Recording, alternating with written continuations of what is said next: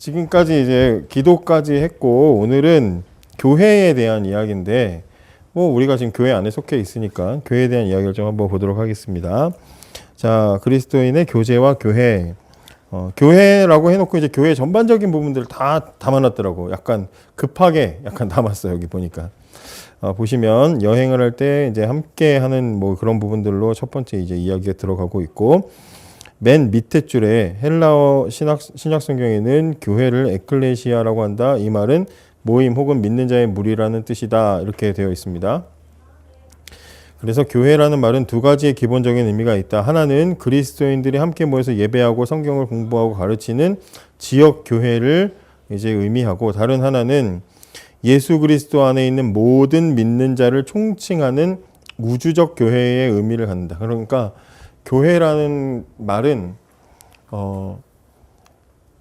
하나님이 시작하신 교회, 그러니까 모든 구원받는 모든 백성들이 다 들어가 있는 소속된 포함된 그 교회, 그런 교회의 개념이 있고, 또 하나는 지금 우리의 이런 모임, 이런 이제 교회의 모임들이 있다는 거죠.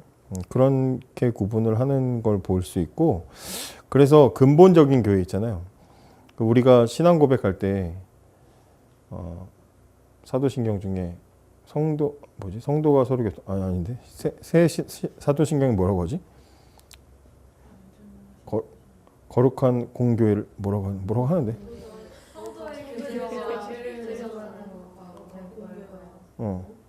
그런 말이 있지 않아? 잠깐만. 그지? 그 공교회라는 게 뭐냐면 거룩한 홀리 카톨릭 처치예요. 카톨릭 처치라는 말이 공적인 공공의 이런 뜻이잖아요. 그래서 원래는 카톨릭이라는 말은 천주교, 우리가 말하는 그 천주교를 말하는 게 아니고, 카톨릭 처치는 원래 성경이 말하는 근본적인 교회를 의미하는 단어야. 근데 이제 쟤네가 가져갔지. 그래서 목사님들이 설교할 때 보면 로마 카톨릭이라고 앞에 로마를 붙이잖아요. 그게 천주교 얘기하는 거예요. 그래서 그냥 카톨릭 처치는 이제 근본적인 교회를 얘기하는 거다. 그렇게 말을 합니다. 그러니까 그 근본적인 교회는 거룩하고, 근본적인 교회는 능력이 있고, 그죠? 근데 지역 교회는 아직 부족하기 때문에 연약하고, 그죠? 그럴 수 있죠. 근본적인 교회는 모든 구원받은 모든 자들에 포함되어 있으니까 거기는 거룩한 완성형의 교회지만, 우리 지금의 지역 교회는 연약하고 아직 되어져 가는 그런 단계에 있는 교회라는 것도 우리가 생각할 수 있고요. 그다음에 교제는 뭐냐? 코이노니아 그 수련회 가가지고 했었는데, 동업한다는 의미다. 같은 목적을 도모한다. 그래서 이제 뭐 함께 가는 게 중요하다. 이러죠. 자, 여기 밑에 보면 이제 다른 그리스도인들과 교제할 때 어떤 유익이 있는가? 신앙생활하면서 이렇게 교제를 나눌 때 우리한테 주어지는 유익이 뭔지 질문하고 이야기하면 되겠죠. 말씀 가지고 교제도 하고, 뭐 이렇게 프로그램 가지고 교제를 하고, 우리 이렇게 어울리는데 우리한테 무슨 유익이 있어? 하고 순원들하고 대화하면서, 여러분들은 뭐라고 말하실래요? 이게 무슨 유익이 있어? 이게. 야, 이 시간에 피곤한데 모여가지고 무슨 유익이 있어? 뭐라고 할 거예요? 구역자가 있으니까 힘이 네, 또 뭐 있을까요? 그런 여러분들 생각하는 대답들 하면 되겠죠. 뭐 소속감도 있고, 또 뭐 있을까요? 뭐 함께 교제하니까 배움도 있을 수 있고, 그 속에서, 그죠? 배움도 있을 수 있고, 영적인 성장도 일어날 수 있고, 관계의 깊이도 생길 수 있고, 또 내가 힘들 때 함께 있음으로 아까 말한 것처럼 위로받을 수도 있고, 또 잘하는 사람 있으면 야, 나도 저렇게 해야 되는데 도전도 받을 수 있고, 뭐 그런 거죠. 위로와 도전과 성숙과 또 도움을 받을 수도 있고, 배울 수도 있고, 그죠? 꼭 뭐 선생만 가르치는 게 아니라 지체들하고 함께 나누면서 배울 수도 있는 거잖아요. 뭐 그런 부분들 이야기하면 될 것 같고요. 아마 근데 얘기하게 하면은 순원들이 어느 정도 얘기하지 않을까 싶어요. 그 다음 페이지 보시면 이제 교회의 구성. 성경은 예수님과 교회와 믿는 자의 관계를 어떻게 묘사하는가? 골로새서 말씀 보면 그는 몸인 교회의 머리이시라. 그가 근본이요 죽은 자들 가운데서 먼저 나신 이시니 이는 친히 만물의 으뜸이 되려 하심이라. 이렇게 되어 있고요. 그 다음에 고린도전서 12장 27절 너희는 그리스도의 몸이요 지체의 각 부분이라.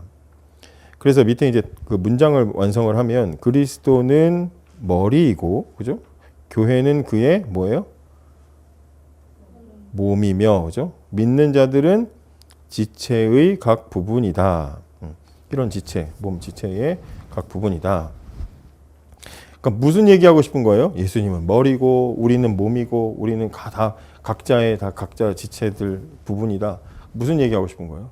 뗄래야 뗄 수 없는 유기적 연합체다. 이제 이걸 얘기하는 거죠. 머리가 몸을 필요로 하고 몸도 머리에 필요해. 우리만 예수님 필요한 게 아니라 예수님도 우리를 필요로 하는 관계 속에 있다는 이야기를 하고 있는 거죠. 그죠?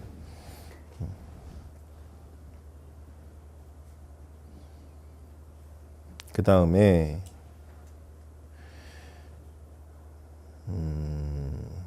그래서 예수님과 우리는 서로가 서로에 대해서 연결되어 있는 그런 관계를 가지고 있다는 걸 어디서 볼 수 있냐면 여러분 잘 아는 사도행전 9장에 바울이 다메섹에 있는 교회를 핍박하러 가는 도중에 예수님이 환상 속에 나타나서 그때 이제 사울아 사울아 바울이 사울아 사울아 그러면서 뭐라 그래요? 어찌하여 네가 나를 핍박하느냐? 그렇죠? 그랬더니 당신 누굽니까? 물어보니까 네가 핍박하는 예수다 이렇게 대답한단 말이에요. 바울은 교회를 핍박하러 갔고 예수 믿는 사람들을 때려잡으려고 가고 있는데 예수님은 왜 나를 핍박하느냐 그래. 왜 우리 애들을 건드리냐가 아니라 나를. 그러니까 그 얘기는 뭐냐면 예수님도 우리를 자기 자신과 유기적으로 연결된 관계로 생각하고 계시다는 거지. 그죠?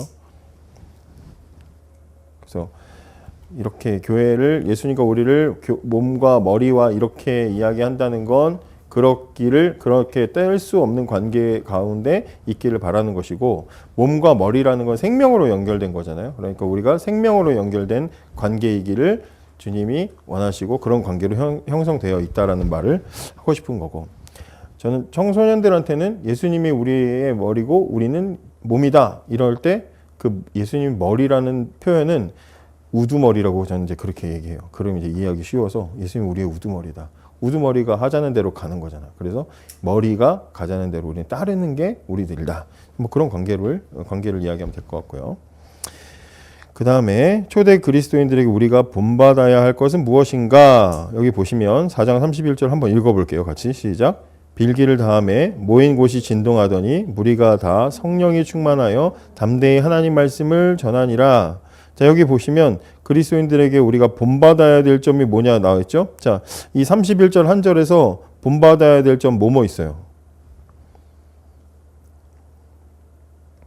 뭐 있어요? 여기 보니까. 응? 첫 번째로 일단은 모였죠? 함께 모여서 기도했죠? 초대 그리스도인들은 함께 모여서 기도하는 사람들이었습니다. 또 그 사람들은 어떤 사람들이었어요? 무리가 다 성령이 충만했대. 몇 명만 충만하고 나머지는 그냥 대충 그냥 그렇게 있는 게 아니라 다 성령 충만한 사람들이었대요. 초대교회의 그 특징이야. 성령으로 사는 사람들. 또 어떤 사람들이에요? 담대히 하나님의 말씀을 전했어요. 누가? 무리가 다 그랬다는 거예요. 다. 이게 초대교회에 있어서 굉장히 중요한 특징인 거예요. 그리고 그 다음 것도 보시면 사도행전 5장 41절 42절도 보시면 사도들은 그 이름을 위하여 능력받는 일에 합당한 자로 여기심을 말이 어려운데 예수님의 이름을 위해서는 내가 욕먹고 힘들고 고난당해도 싸다고 생각하고 공의 앞을 떠나니라. 그들이 날마다 성전에 있든지 집에 있든지 예수는 그리스도라고 가르치기와 전도하기를 그치지 아니하니라. 그러니까 초대교회 교인들은 항상 모여서 기도하는 사람들이고 성령 충만한 사람들이고 누구나 다 복음을 담대히 전하는 사람들이었다. 이 말을 하는 거죠. 사도행전 6장을 한번 보실래요? 사도행전 6장을 한번 펼쳐보시면 재밌는 이야기가 나와 있는데 사도행전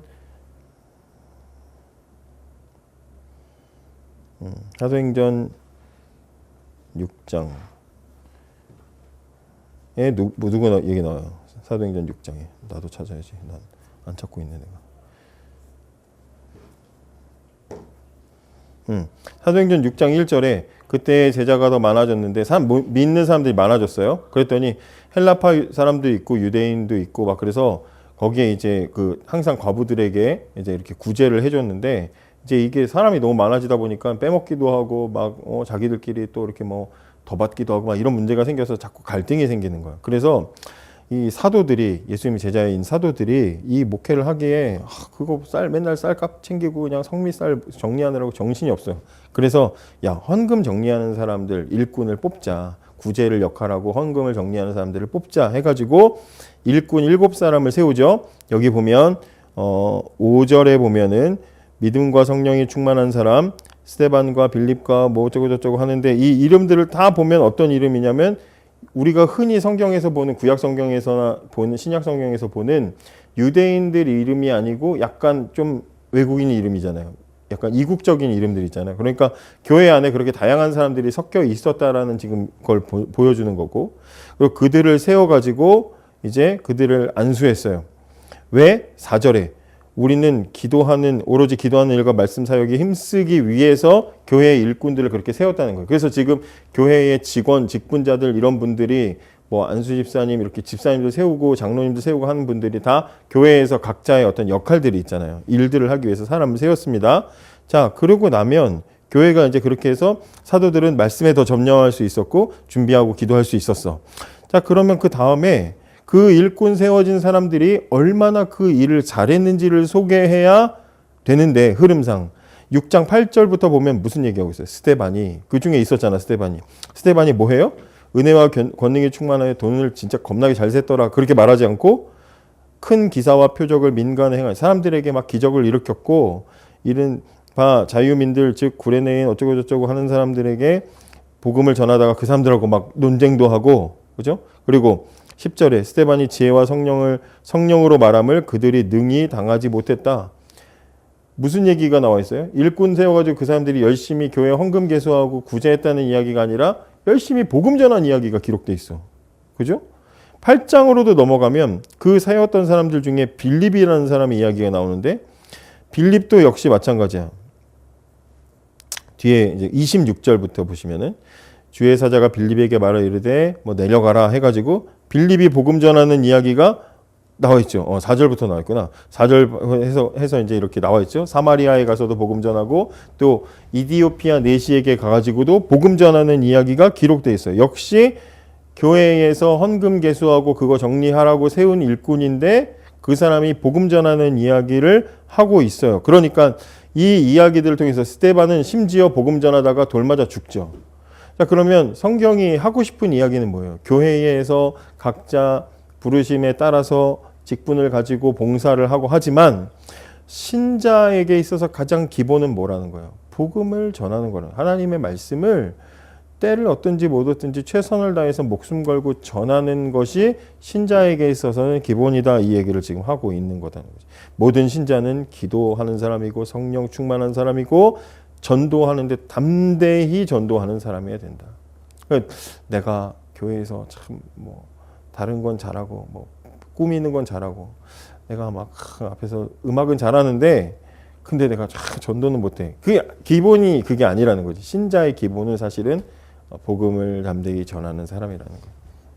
이게 무슨 이 사람들이 무슨 특별 교육을 받았겠어 뭐 있겠어. 성령 충만하니까 그렇게 복음을 전하는 삶을 사는 거죠. 그래서 그게 기본이라는 이야기.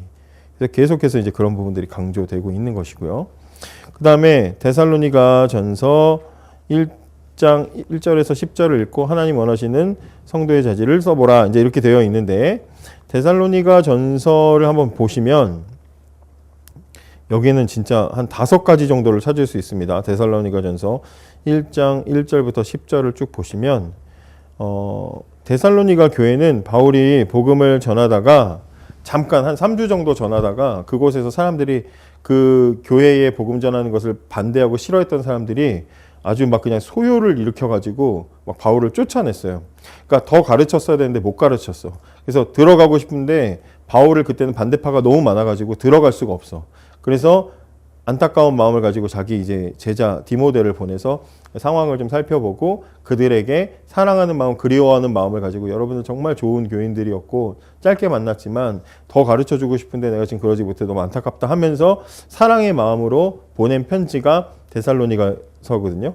근데 거기에 이제 그 인사 부분부터 도입부지 보시면 바울과 실로아노와 디모데는 하나님 아버지와 주 예수 그리스도 안에 있는 데살로니가 교회에 편지하노니 그러면서 2절에 우리가 너희 모두로 말미암아 항상 하나님께 감사하며 기도할 때 너희를 기억함은 너희의 믿음의 역사와 사랑의 수고와 우리 주 예수 그리스도에 대한 소망의 인내를 우리 하나님 아버지 앞에 끊임없이 기억함이니 하나님의 사랑하심을 받은 형제들아 너희를 택하심을 아노라. 저기 보시면 한번 쭉 보세요. 한번 10절까지 한번 보세요. 이는 우리 복음이 너희에게 말로만 이른 것이 아니라 또한 능력과 성령과 큰 확신으로 된 것임이라. 계속 칭찬하죠. 우리가 너희 가운데서 너희를 위하여 어떤 사람이 된 것은 너희가 아는 바와 같으니라. 또 너희는 많은 환난 가운데서 성령의 기쁨으로, 이때 이 교회는 막 핍박을 받는 교회였거든.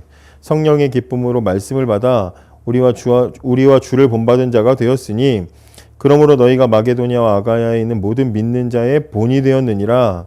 주의 말씀이 너희에게로부터 마게도냐와 아가야에 들릴 뿐 아니라 하나님을 향하는 너희 믿음의 소문이 각처에 퍼졌으므로 우리는 아무 말도 할 것이 없노라. 굉장히 칭찬하고 있죠. 그들이 우리에 대하여 스스로 말하기를 우리가 어떻게 너희 가운데 들어갔는지와 너희가 어떻게 우상을 버리고 하나님께로 돌아와서 살아계시고 참되신 하나님을 섬기는지와 또 죽은 자들 가운데서 다시 살리신 그의 아들이 하늘로부터 강림하실 것을 너희가 어떻게 기다리는지를 말하니 이는 장래 노하심에서 우리를 건지시는 예수시니라. 없어요, 뻗쳐.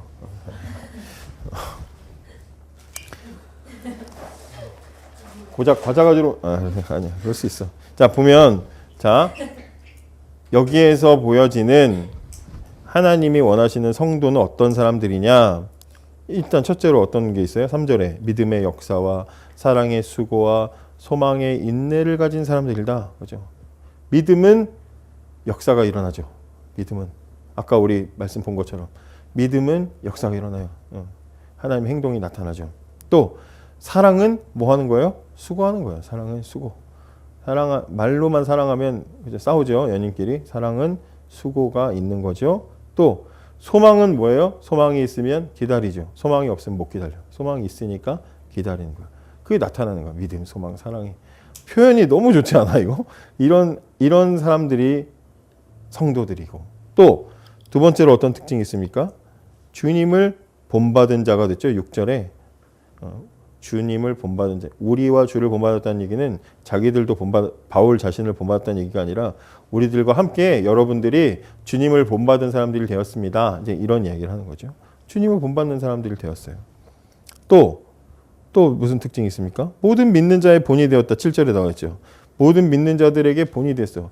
그냥 모범이 된 게 아니라 믿는 사람들도 야, 저 사람들은 진짜 훌륭해 라고 그렇게 할 정도로 믿는 자들에게 본이 되는 사람들이었어요. 어떤 부분들이 있습니까? 19절 끝에 우상을 버리고 하나님께로 돌아오는 사람들, 그런 모습들이 있고, 그렇죠? 세상의 것들을 버리고 하나님께로 돌아오는 마음. 마지막으로 그리스도께서 다시 오시기를 기다리는 태도를 가지고 살아가는 사람들, 그렇죠? 이런 특징들이 있습니다. 다시 믿음의 역사, 사랑의 수고, 소망의 인내를 가지고 있는 사람들, 또 주님을 본받는 사람들, 믿는 사람들에게 모범이 되는 사람들, 우상을 버리고 하나님께로 돌아오는 그런 사람들, 그리고 그리스도가 다시 오실 것을 기다리는 사람들. 그 다음에 이제 질문이 그렇죠. 위의 자질들 중 당신에게 두드러지게 나타나고 있는 것은 어떤 것인가 물어보시고, 있어 없어 막 그러면서 이제 물어보시기 바랍니다. 자, 그럼 이제 교회의 의식 세례가 뭐야? 라고 물어보면 뭐라고 대답할래요? 세례가 뭐야? 물어보면.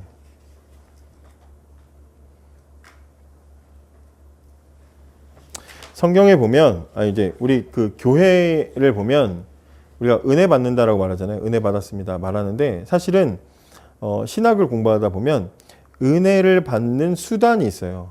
은혜는 아무 걸로나 받는 게 아니야. 그러니까 은혜를 받는 수단이 있는데 그 은혜를 받는 수단을 세 가지로 소개를 합니다. 첫째는 말씀, 두 번째는 세례와 성찬, 그리고 세 번째는 지난번에 한번 말했어요. 권면과 징계. 요걸 통해서 은혜를 얻는 거야. 우리는 신자들은 말씀은 기록된 말씀인 성경이 있고 이건 뭐 그냥 참고만 하세요. 전파되는 말씀인 설교가 있죠. 그걸 통해서 우리는 은혜를 받아요. 그죠? 그거 없으면 안 돼. 우리 신앙생활에서 기록된 말씀을 읽고 또 말씀을 들어가면서 우리는 은혜를 받아야 돼. 또 그다음에 세례와 성찬은 뭐예요? 이건 다 뭐 하는 거예요? 신앙 고백인데 보여지는 신앙 고백이야. 나도 믿습니다 하고 가서 물속에 들어갔다 나오고 뭐 이런 거. 또 예수님의 피와 살을 먹는 거. 이게 다 보여지는 신앙 고백이야. 예. 신앙 고백을 통해서 우리가 은혜를 받아요. 그다음에 건징, 하나님 말씀에 대한 잘못됐으면 잘못됐다고 치리를 받고 또 그걸 통해서 다시 회복되고 이런 걸 통해서 우리는 은혜를 받습니다. 이게 은혜의 방편이라고 해요. 신학 공부를 하면 은혜의 방편이라고 되어 있어요. 은혜의 수단, 뭐 방편 이렇게 되어 있는데, 자, 그 중에 세례에 대한 이야기를 하는 거예요. 세례는 원래 씻는다라는 뜻이 있고요. 이 세례라는 말, 밥티즘이라는 것은 이제 씻는다 또는 푹 잠기다 이런 뜻이 있고요. 아니면 전신을 가득 채우다, 충만하게 하다, 뭐 이런 뜻이 있어요. 씻는다, 뭐 이런 뜻이 있는데, 씻는다라는 뜻으로는 뭐예요? 죄를 씻는다는 거죠. 죄를 씻는. 물 이렇게 사용하는 게 뭐 약식으로 하든 뭘 하든 어쨌든 의미는 같아요. 물로써 죄를 씻어낸다라는 뜻이 있어요. 그 다음에 원래 세례를 할 때 어떻게 했어요? 물속에 들어갔다 나왔죠. 물속에 담갔다. 지금도 침례는 그렇게 하잖아요. 혹시 침례 받아봤어요? 침례를 받았어요? 아니면 여긴 다 세례 받았나 그냥? 유아 세례 받았나? 나도 유아 세례 받았거든. 그래서 세례 경험이 없어. 그러니까 기억이 없어. 유아 세례를 받아가지고 다 유아 세례 받았어. 그 어떻게 받았어? 세례 받아. 이렇게 받았어. 또 다른 사람 물에 담긴 사람 없어요? 이렇게 하고 이렇게 하고. 아니 물 속에. 침례교처럼 뭐 거기 그 교회 안에 이렇게 그 목욕탕 같은 거 있어가지고 그런 거 안 했어요. 근데 원래는 물에 다 개념은 똑같은 거지. 물에 원래 들어갔다 나오는 거죠. 그걸 이제 약식으로 하는 것뿐이지. 그럼 물에 들어갔다 나왔다는 건 뭘 얘기하는 거예요? 코로 숨 쉬는 사람이 물에 들어가면 뭐예요? 숨 못 쉬는 거죠. 죽는다는 걸 의미하는 거예요. 내가 죽는 거야. 내 죄의 옛사람이 죽는다는 걸 뜻하는 거예요. 수장된다. 난 죽었다. 잠겼다. 난 끝났다. 근데 목사님이 감사하게도 다시 날 꺼내줘. 이건 뭐 얘기하는 거예요? 예수님이 부활하실 때 나도 믿음으로 예수님과 함께 다시 살아났어.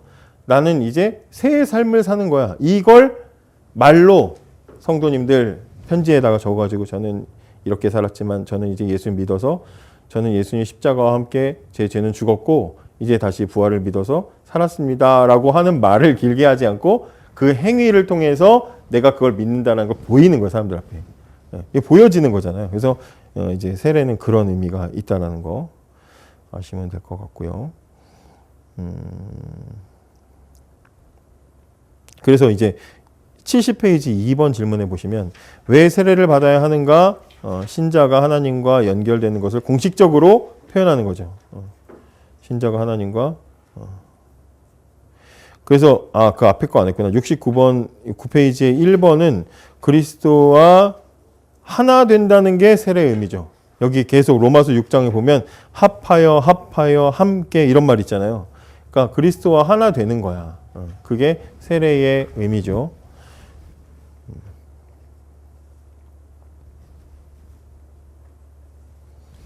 누가 세례를 받을 수 있습니까? 세례를 누가 받을 수 있습니까? 예수를 믿는 사람이 받을 수 있는 거죠. 예수님을 믿는 사람이 세례를 받을 수 있습니다. 근데 세례 성경에 보면 성령 세례라는 표현이 있어요. 뭐 불로써 물과 불로 이런 말이 있으면서 성령 세례, 불 세례 이런 표현들이 있어요.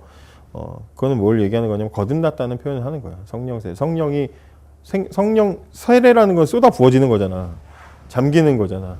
성령님에게 잠겼어. 그 얘기는 뭐야? 내 안에 성령님 들어오셨다는 거듭남을 얘기하는 거예요. 거듭남. 특별히 다른 어떤 신비로운 이야기를 하는 게 아니에요.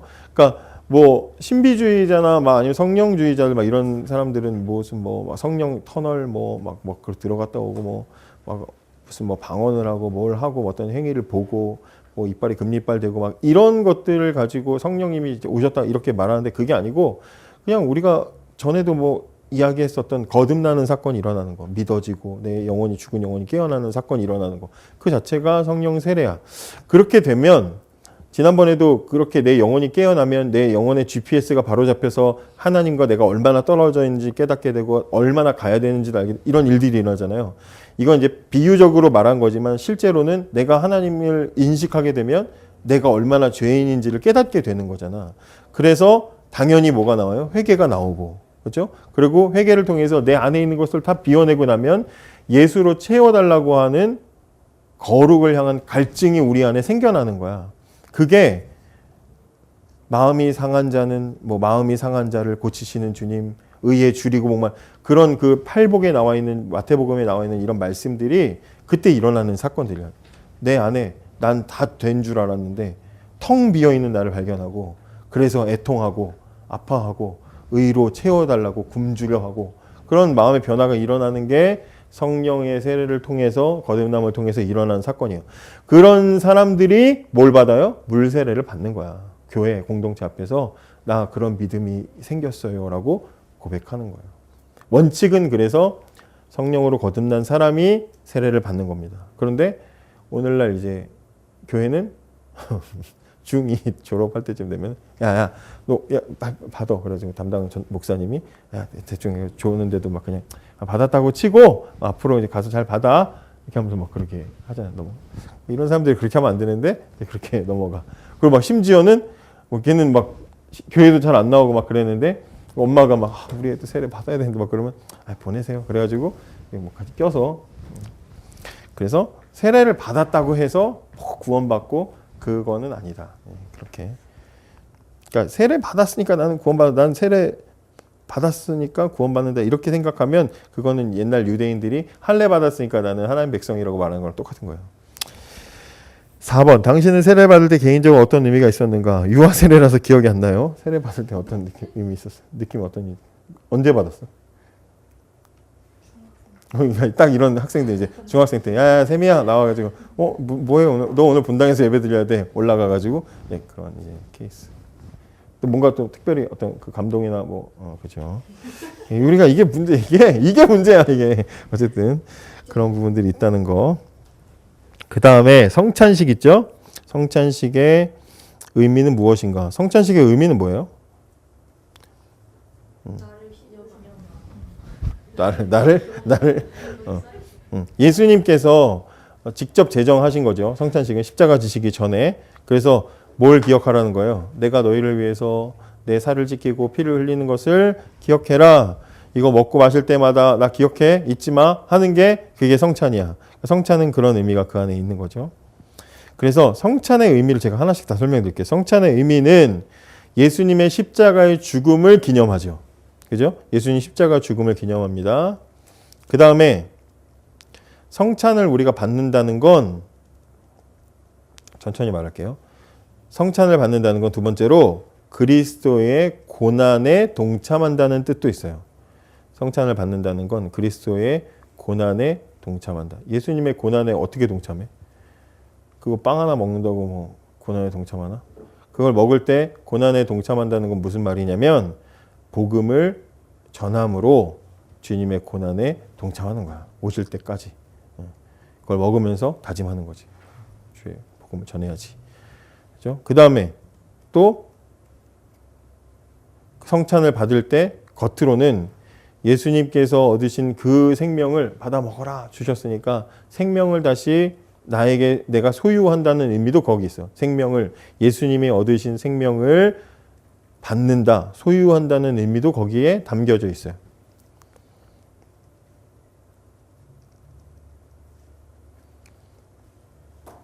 그 다음에 예수님의 성찬을 받는다는 건 그 예수님이 나의 구원자라는 것을 인정하기 때문에 받는 거지. 그죠?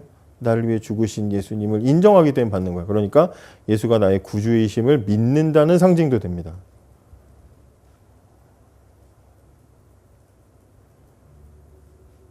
그렇죠? 또 무슨 의미 있을까요? 성찬식을 참여한다는 거, 성찬을 받는다는 거. 성찬을 받을 때 어떻게 해요? 보통 받으면서 막 까불까불하고 막 이러지 않잖아요. 기도하고 내 죄를 생각하고 막 그러잖아요. 그래서 성찬을 참여하고 받는다는 건 오늘도 여전히 나는 내 죄를 용서받기를 원해요 라는 뜻도 그 안에 담겨 있는 거죠.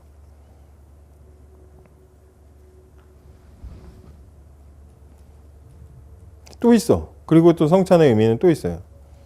뭐냐면 주님이 이렇게 나를 기념해라 하면서 주셨잖아요. 그걸 받았어. 그러면 이제 나는 주님을 위해서 그렇게 살겠습니다. 주를 위해 살겠다라는 다짐도 성찬을 참여할 때 들어가 있는 거야. 자, 우리가 이제 성찬하면서 이렇게까지 깊이 생각해 봤나요, 우리? 이거 진짜 포도주야 막 그러면서 막 아니네 막 그러면서 막 실망하기도 하고 그러지 않았나요? 빵이 맛없고 막 그런 생각하고. 마지막으로 이 성찬은 마태복음 26장에 보면 26장 29절에 예수님이 성찬식을 하시면서 뭐라 그랬냐면 마태복음 26장 29절에 내가 포도나무에서 난 것을 이제부터 내 아버지의 나라에서 새 것으로 너희와 함께 마실 때까지 안 마시겠다 그랬어요. 마지막으로 성찬하시면서 야 마지막 잔이야 뭐 짠 하고 그 다음에 내가 다시 아버지 나라에서 너희와 함께 다시 모여서 마실 때까지는 안 마셔. 그러니까 우리는 성찬을 참여하면서 뭘 생각해요? 빨리 주님의 나라에 가서 그 주님이 말씀하신 그 주님과 함께 다시 짠 하는 그때를 기다리는 거예요. 영원히 주님과 교제할 날을 나는 기다려요 하면서 오늘도 받아 먹는 거예요. 성찬에는 그런 의미가 있습니다. 그다음에 성찬식에 누가 참여합니까? 예수님의 믿는 사람, 세례받은 사람, 그죠? 세례받은 사람이 세례받아서 믿음으로 교회의 교인으로서 된 사람이 받을 수 있죠. 네, 순장 성경 공부 마지막 1권 마지막 과의 중간에 영상 녹화가 끊어지는 바람에 그 뒷부분을 녹음을 하도록 하겠습니다. 녹화를 하도록 하겠습니다. 69편. 다음에 이제 예배입니다. 예배의 첫 번째 질문. 예배는 무엇인가? 왜 주일마다 예배를 드려야 하는가? 주일에 대한 개념이 있죠. 원래는 안식일을 지키는 건데 안식일은 원래 하나님이 6일간 창조하시고 7일째 쉬신 것을 기념하는 건데 창조 끝, 완성, 하나님은 완전하시다, 하나님의 창조는 완전하다, 창조 기념일 이런 뜻이라고 그랬습니다. 근데 인간이 죄를 짓고 그리고 나서는 하나님이 다시 한번 이 말씀을 십계명을 주시면서 십계명이 두 번 나오거든요. 출애굽기에 나오고 신명기에 나오는데 출애굽기에 나올 때는 창조 기념일로서의 안식일을 지키라고 명령을 하셨고 신명기에 나올 때는 너희를 구원해낸 이집트에서 애굽에서 구원해낸 너희 하나님을 기념하라 이래서 구원 기념일로서의 이제 안식일을 지켜요. 인간이 죄를 짓기 전에는 하나님 완전하시다 완벽한 창조의 기념일로 안식을 하나님께 안식일을 드렸는데 지켰는데 죄를 진 이후에는 하나님께서 이제 그 인간을 다시 구원하시기로 정하셨잖아요. 그래서 그 구원의 날의 개념이 들어가는 거죠. 근데 그 구원의 날의 완성이 언제 이루어지느냐? 예수님께서 우리를 위해서 십자가에 지고 죽으시고 부활하실 때 이루어지잖아요. 근데 그 예수님이 우리를 위해서 죽으시고 십자가를 지고 언제 부활하셨냐? 성경에 보면 안식일 후 첫날. 그러니까 지금까지 토요일로 지켰던 구약 내내 유대인들이 토요일로 지켰던 그 안식일에서 예수님 부활은 그 다음 날인 지금으로 치면 주일날 예수님 부활하셨기 때문에 우리를 위해서 그전에는 안식일날 성경에 보면 예수님도 제자들도 다 안식일에 모였어요. 근데 그 이후에 보면 예수님의 제자들이 모이는데 언제 모였냐? 안식일 다음 날 모이는 것으로 성경이 이렇게 기록을 하고 있어요. 그러니까 안식 후 첫날인 지금의 주일을 그들도 제자들도 모여서 주의 날로 지킨다. 그래서 우리가 주일을 일요일이라고 하지 않고 주일이라고 하는 거예요. 그래서 주일은 그런 날이고 그래서 우리는 주일마다 예배를 드리는 거다. 이 개념을 잘 기억하시면 됩니다. 그 다음에 로마서 여기 12장 1절에 너희 몸을 하나님이 기뻐하시는 거룩한 산 제물로 드리라. 이것이 너희가 드리는 영적 예배니라. 이제 이렇게 말하는데요. 하나님께 우리가 예배를 드릴 때는 우리의 몸과 우리의 마음을 다해서 우리의 몸과 영혼을 다해서 하나님께 예배 드려야지 형식적인 예배는 예배로서의 온전한 예배가 되지 않는다. 뭐 이렇게 생각을 하시면 될 것 같고요. 자, 다음으로 예배에 참석하기 위해서 어떻게 준비되어야 하는가? 요한복음 4장 23절에서 24절. 아버지께 참되게 예배하는 자들은 영과 진리로 예배할 때가 오나니 곧 이때라. 아버지께서는 자기에게 이렇게 예배하는 자들을 찾으시느니라. 하나님은 영이시니 예배하는 자가 영과 진리로 예배할지니라.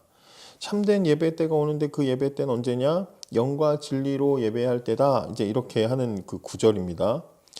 여기는 배경이 있는데 어떤 배경이냐면 예수님께서 요한복음 4장은 사마리아에 가셨을 때 그 사마리아의 수가라는 성의 우물가에서 여인과 대화를 나누는 그런 이제 장면이 4장에 기록이 돼 있죠.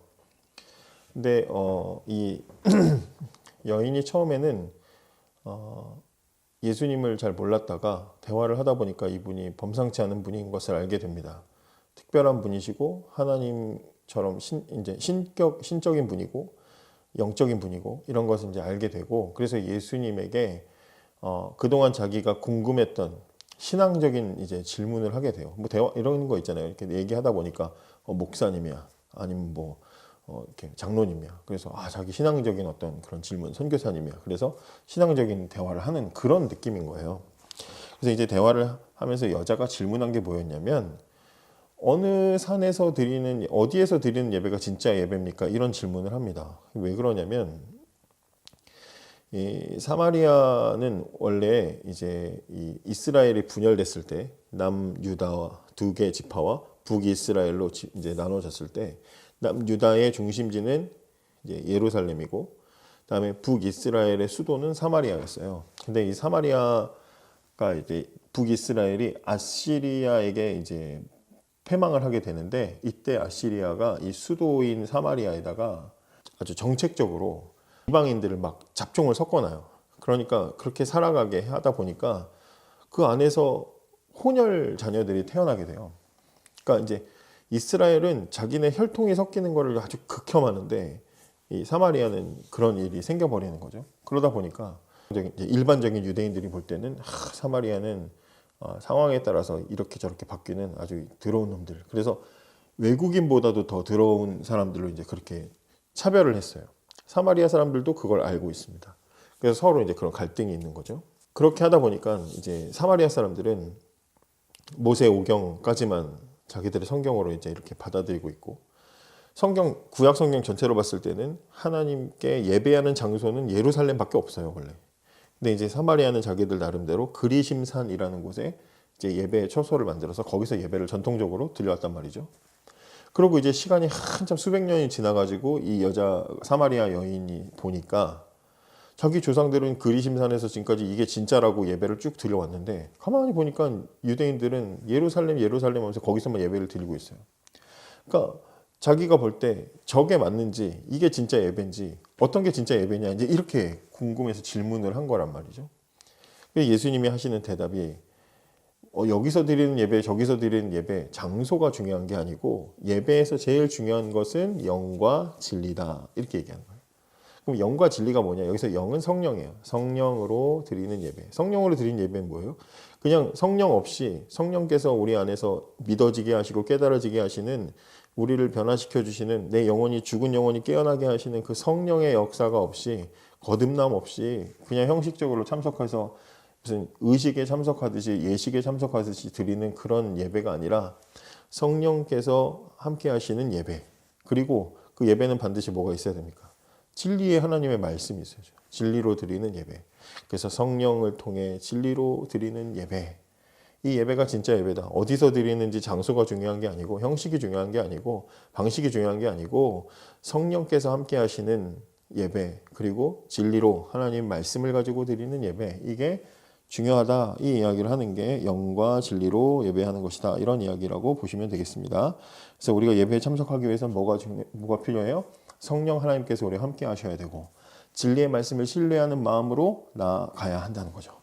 거기까지 보시면 될 것 같고 그다음에 이제 교회의 목적. 당신이 교회에 나가는 이유는 무엇인가? 예배하고 성도의 교제를 나누고 뭐 그러죠. 교회가 존재하는 가장 근본적인 목적은 무엇입니까? 디모데후서 4장 2절 너는 말씀을 전파하라. 때를 얻든지 못 얻든지 항상 힘쓰라. 범사의 오래 참음과 가르침으로 경책하며 경계하며 권하라. 열심히 가르치라는 거죠. 교회가 존재하는 근본적인 목적이 뭡니까? 세상에 하나님 말씀을 전파하기 위해서 교회는 존재하는 거다. 열심히 가르쳐라. 뭐 그거죠. 왜요? 열심히 가르쳐서 이 세상을 하나님의 나라로 가득 채우는 거예요. 그게 우리가 해야 되는 일입니다. 그다음에 교회는 그리스도에 관해 무엇을 믿어야 하는가? 그러면서 이제 그리스도에 관해서 우리가 믿어야 되는 것에 대한 쭉 이야기가 나오는데 이거는 예수님의 탄생, 신성, 죽음, 부활 그래서 우리가 사도신경으로 고백하는 내용들이에요. 그래서 우리의 믿는 내용은 우리는 예수님에 대해서 이러이러한 것을 믿는다. 구체적으로 우리가 믿는 내용들이 다 고백이 되어 있고 성경 구절들 다 참고하시면 예수님은 한마디로 이거예요. 예수님은 완전한 사람이면서 죄가 없으신 사람이면서 동시에 완전하신 하나님이시다. 그래서 그리스도는 신성과 인성을 가지신 그런 분이시다. 우리는 그런 예수님 믿는 거예요.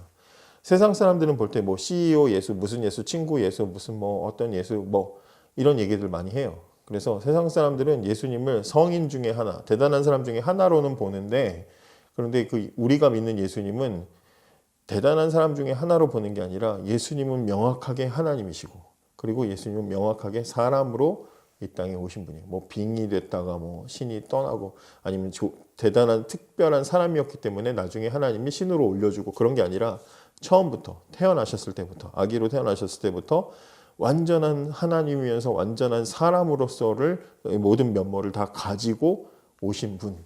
왜? 우리 모든 인류의 죄를 하나님 대신해서 죽으시기 위해서 짊어지시려고 오신 하나님의 어린 양이고 또 우리를 대표하는 대제사장으로서 오시는 그런 분이시다. 또 왕으로서 오신 분이시다. 그걸 우리가 믿는 거예요. 우리 믿는 내용은 그렇다는 거죠. 그래서 예수님의 탄생부터 예수님의 부활과 다시 오시는 재림까지 우리가 믿는 내용은 바로 그거다. 이걸 이제 정리하시면 될 것 같습니다. 그래서 이렇게 마지막 1과의 마지막까지 이렇게 마치도록 하겠습니다. 이제 다음부터는 2과 들어갑니다. 2과 열심히 또 준비해서 함께 나누도록 하겠습니다. 감사합니다. 야.